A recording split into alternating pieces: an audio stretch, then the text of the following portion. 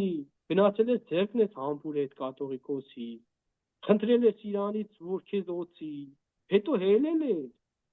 Իսկ դու աշխարհիկ մարդ էլ չես, որ ասենք աշխարհիկ է խոսում է, շատ դու հոգևոր կյանքի մեջ մտած մարդ ես, այդքանը իմանալով հանդերձ հուդա ես դու։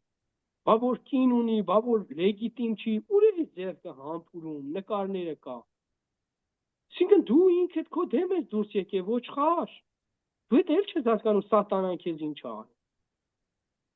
Եվ այո, ժողովուրդ ջան, դուք պետք է հասկանաք, որ ձեր հոգևոր աշխարհը, ձեր սուրբ եկեղեցին, ձեր սրբությունն է,